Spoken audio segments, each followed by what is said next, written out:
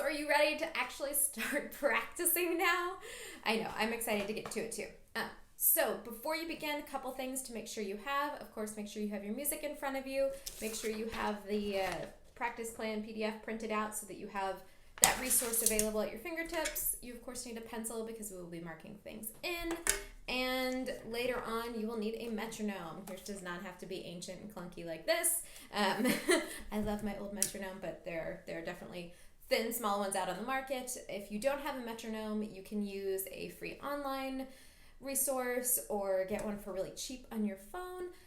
Head to the resources section of the course, the resources chapter, and you'll get a sort of rundown of some basic metronome options that you can either order online or use on your phone, but you'll need to make sure you have one here shortly, preferably now, but if not now, and if you can't buy one on your phone real quick or download the free version of Pro Metronome, then make sure you get a metronome as quickly as possible. All right, let's get started. So we are going to be taking measures 1 and 2 in this particular video of the ascending scale here. In the scale in thirds, we're going to start with measure 1 and we're going to chunk it out measure by measure and then combine. The first thing we're going to do in each measure is apply the hold in groups practice pattern. So in this pattern, we are going to completely ignore the rhythmic structure entirely. We no longer care that these are eighth notes and that the counting is 1 and 2 and 3 and 4 and. None of that matters anymore. Now we're going to look at the groups of notes. So if you just glance down at your page, you can pretty clearly see that we have easily divided groups of 4. So we're going to be holding in groups of 4. If we were in triplets, we'd be holding in groups of 3. It just depends on what your groups are. But we have clear groups of 4 here, so that's what we're going to start with. And what this hold in groups pattern really does for you, it helps you isolate transitions that can be difficult. It forces you to really reckon with your notes and articulations early on. And it's going to actually allow you to move to a metronome more quickly and to start that metronome more quickly than you would be able to otherwise while maintaining accuracy of notes and articulations. So let's take a look at these notes here. We've got A flat, C, B flat, D flat, C, E flat, D flat, F. And then with our pattern practice, and really with any practice you do, we're actually going to loop to the downbeat of the next chunk. So we're going to end on that E flat in measure 2. So we'll always loop to the next downbeat. In any pattern practice, any metronome practice, loop to the next downbeat unless you have a rest at the end of something. All right, so we are going to start by holding 1. So now we've got 2 groups of 4 plus the next downbeat. So it will sound like this. 1, 2, 3, 4, 1, 2, 3, 4, 1. And that's it. That's all we're doing. We're isolating that first note. We're holding it. And use that time that you are holding that 1 in each group. Use that time to think ahead, to see what is coming, to prepare your fingers in your mind for the shift into the coming notes. Okay? Your goals here are notes and articulations. That should be what is it, the 4. We're, of course, only tonguing the very first note here. Everything else is slurred. Again, if you don't have those articulations in, write in a whole big slur over each line now. All right, let's do it. And if you want to watch this all the way through first and then come back and practice it yourself, you're welcome to. I'll kind of talk through each rep as I go, or you can play along with me. All right, we're going to hold 1. Thinking about the notes. Do you have all those flats in there?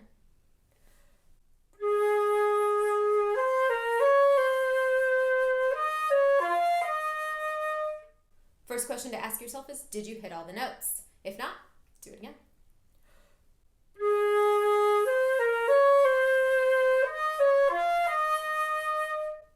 Still thinking about notes, but also make sure you're only tonguing the very first note. Everything else is slurred.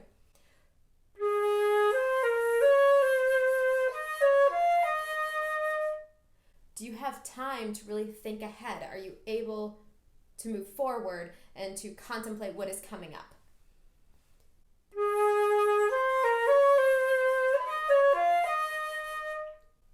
Okay. A couple other things as this gets more comfortable. You can start speeding it up and you can start thinking about some of those foundational elements. So let's think about breath. Let's get a good deep breath at the beginning of this and support the sound.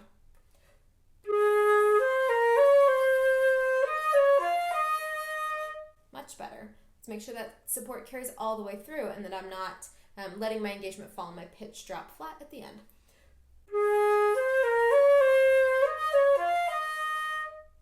Okay?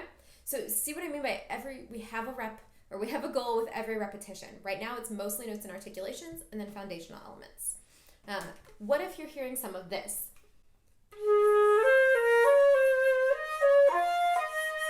If you're hearing those little finger blips, that means your fingers are not moving simultaneously. Stop now, figure out where those are occurring, isolate it, and move slowly between those notes. So A flat to C, if that's the finger blip area.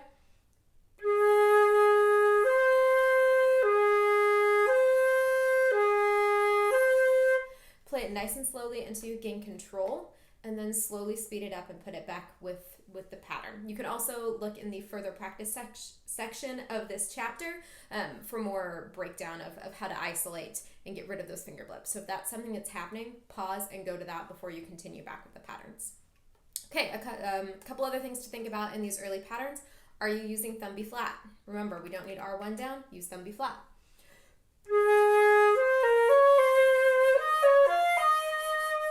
Let's do it one more time. Double check your E flat. Make sure there's no L1 down on the E flat in that fourth space.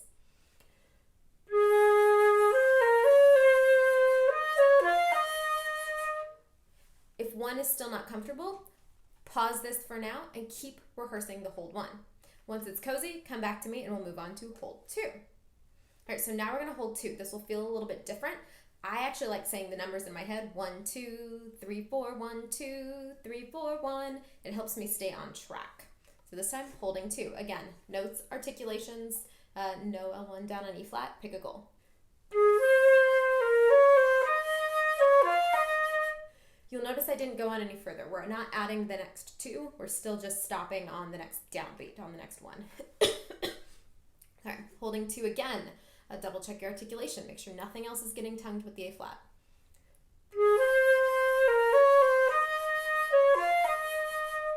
Make sure you're not holding 1 and 2, that we're just moving straight to 2.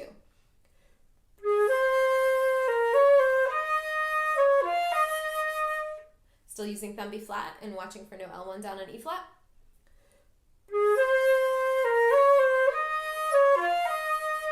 What about finger blips? Make sure those fingers are moving together.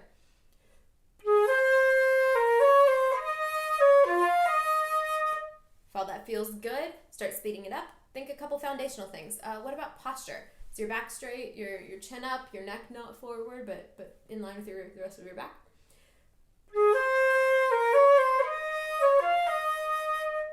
Those are the kinds of things to think about. Remember, you've got a whole plan down there with all the basics and foundationals that you can think about in this exercise. All right. If you need to keep holding two, keep doing this until it is comfortable. Don't move on until this feels easy. Once it does, come back to me and we'll move on to hold three. So holding three, we're now looking at the B flat and D flat here. Okay. Again, thumb B flat. 1, 2, 3, 4, 1, 2, 3, 4, 1. We always want to move through all the other numbers fairly quickly and smoothly. Okay, we don't want to be putting any extra breaks. We're isolating transitions.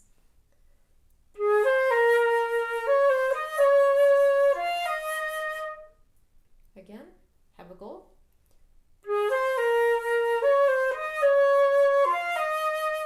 This is what I start hearing sometimes when we get to the later holds. Hear those articulation changes? We want to make sure that the actual articulations are staying with us, even though we're not paying attention to the rhythms.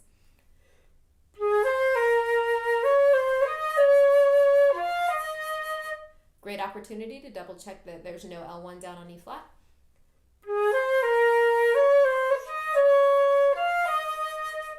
How's your tone? Is it open and supported?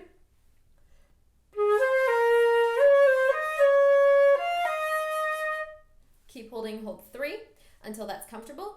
Pause if you need to and keep repping it. Then come back when it's ready and move on to hold four. So now holding four, the last note in each group, same kinds of things. At this point, you might be ready to just be thinking about foundational elements. Perhaps your notes and articulations are already there. So then start thinking about maybe your finger technique. Okay, that goes along with the blips a little bit, but keeping your fingers close, centered, and curled. Holding four.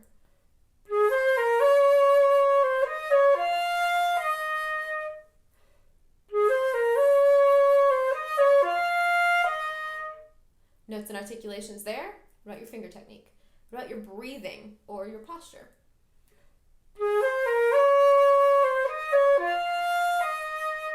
Beware extra holds like this. That's kind of a hybrid hold 1 and 4. We want to make sure we're moving through all the other notes and just hanging out on 4, except for the held downbeat at the end. Always loop to the next downbeat.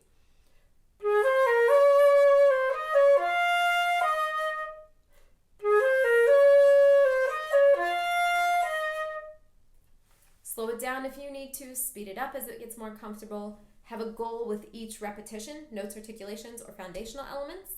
And then when you have that comfortable, when you can play hold 1 through 4 easily, then it's time to move on to the next pattern, which is long, short, short, long, which is essentially breaking this down into groups of 2, right?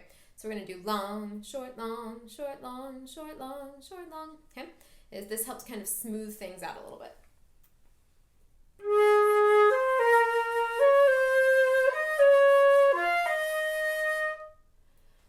If all of your notes and articulations are good, double check your thumb B flat, make sure there's no L1 down on E flat, and listen for some finger blips, or pick one of those.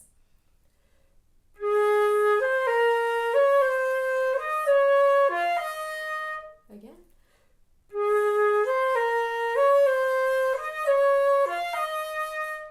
What about a beady sound? Are you getting lots of emphasis when you're holding the note?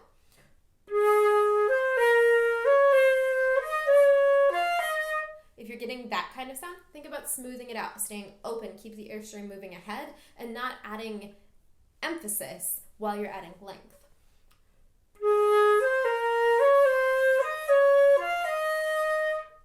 Okay, and then once that is comfortable, we will do what I call flipping the pattern, and you'll move on to short, long, short, long, short, long, short, long, short, long, short. Okay, the goal here is still hang on to those long notes. Use them as hand holds, whether it's in the hold 1 through 4 or in long, short, short, long. That is supposed to give your mind time to think ahead and to look at what's coming and prepare for that. All right, flipping the pattern to short, long. I also think it's easier for short, long to say that in your head. Short, long, short, long, short, long.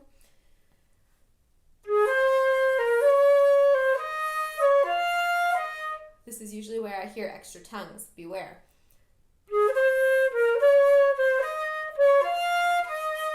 Did you hear those extra articulations? Back it down to just the one tongue at the beginning.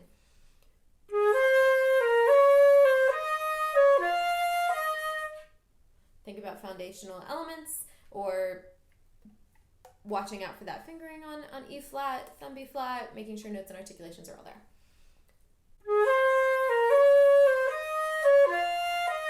You're working for a little bit faster now with great accuracy, but making sure we're also not emphasizing the top note. Nope, smooth it out.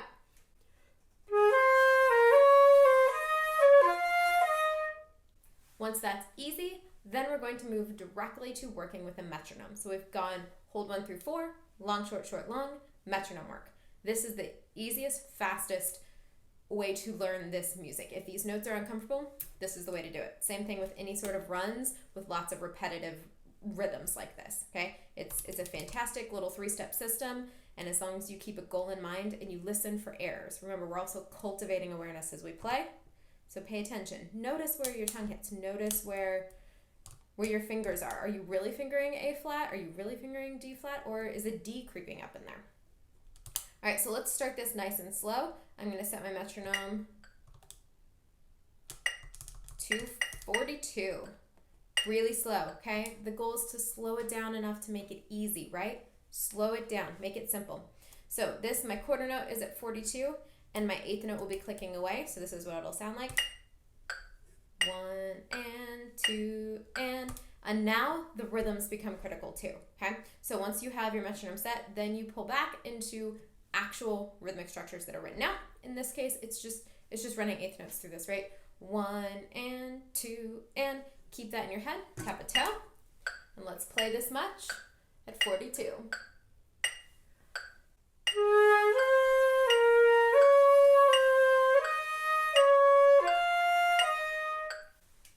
If you did it correctly, notes, rhythms, articulations, if that was there, click it up 2 beats. Pick a goal for this time. If you have an error last time, fix it.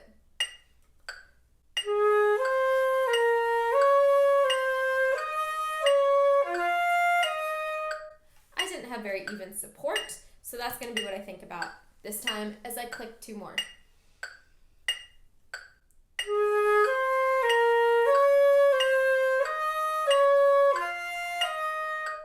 How are your fingerings? What about your posture? Click it up again.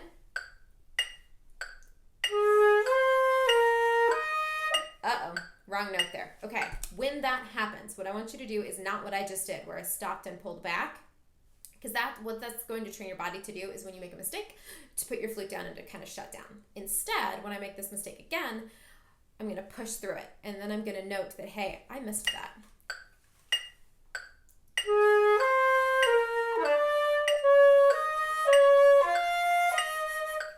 Not great, but I kept going. All right, so that error was the B flat to D flat, or at least that's what I was trying to make the error. So I'm going to mark a transitional marking, which for me just looks like, you can see that there, okay? So it's a little caret, kind of an accent connecting those 2 notes, and that's supposed to be a reminder to me. My eyes follow that, and they're like, hey, I regularly miss this transition. If I hit the B flat, I don't always hit the D flat, but I know that this transition is the problem. You can also, if you're playing D over and over instead, mark that flat, that accidental, before it, okay? All right, we're up to 50 now. Do it again.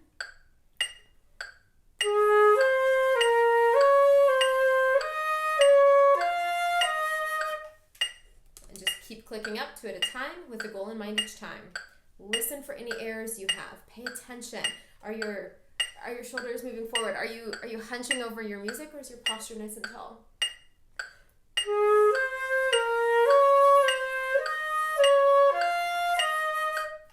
Okay.